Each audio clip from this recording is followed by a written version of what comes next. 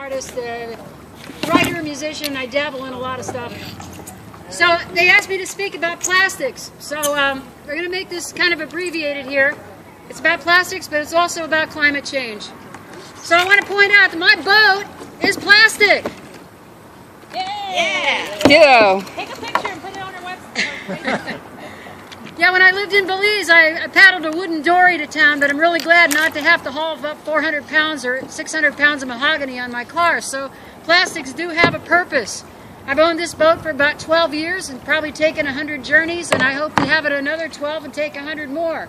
I take care of it, I store it properly, and when I'm too old to lift it or paddle it anymore, I'm going to give it to my granddaughter. This is good use of plastics. Single-use plastics I have a problem with. I'm going to guess that many of you here this evening have a single-use plastic sports bottle with you. Boo! Listen, here's the thing. You're obviously environmental or else we wouldn't be here. But the sad truth is that we are addicted to convenience, okay?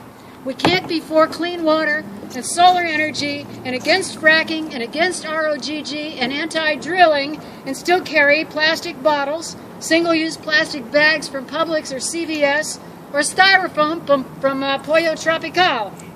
So, you might say, okay, so I recycle. Well, guess what? A lot of recycling is largely a lot of good intention infused with self-deception. Because we throw our sports bottles into the recycle bin and feel a brief flash of self-righteousness and then think we've dusted off our responsibility to Mother Earth. This is not true. Only about 30% of our recycled products actually make it to recycling.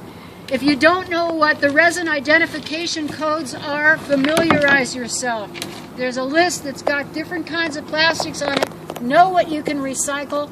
Check it out, because if you put stuff in your recycle bin that is not recyclable, it can spoil the whole bin.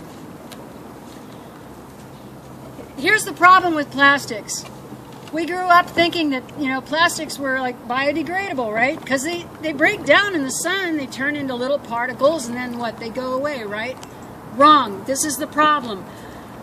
Plastics are photodegradable, but not biodegradable.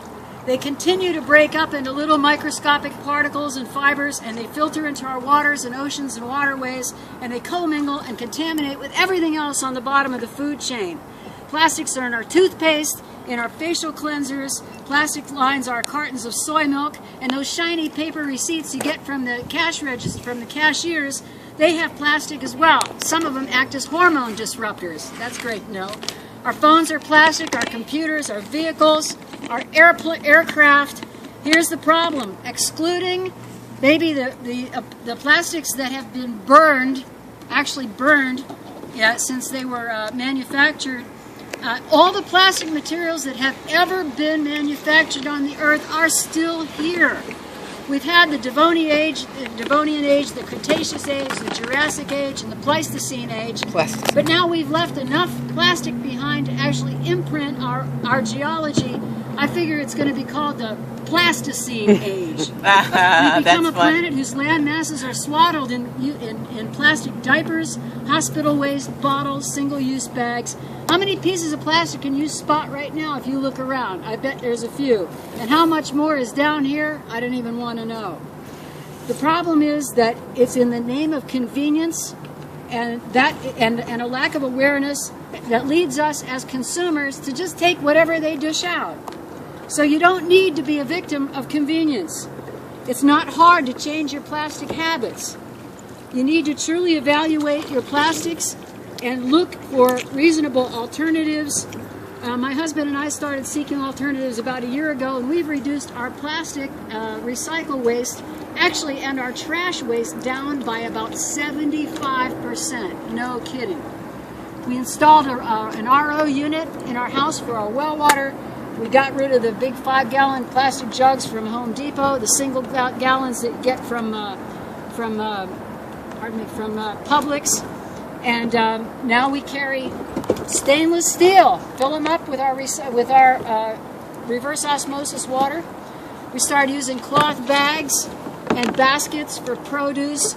You can go to the checkout there at Publix, and you can put your loose fruits and vegetables on the scale, and they'll happily weigh them out because nobody sees more plastics go by than they do. We don't need handles for 10 seconds of carrying plastics into our car and then 10 seconds to get them back in the house again. There's recycle, reuse, repurpose, and refuse. But anyone who knows my plastic site, by the way, we need to say no to the single-use plastics. And here's the thing, between recycle, reuse, repurpose, and refuse, we need to refuse. We need to talk to our vendors and ask for something different. I don't know how far I can push this. Yeah, we might have to start. Let's start heading back. I can head back. I'll keep talking. How's that? Yeah, okay, let's go. Just say no to single-use plastics. Yeah. So let's start heading back. Sorry. Those of you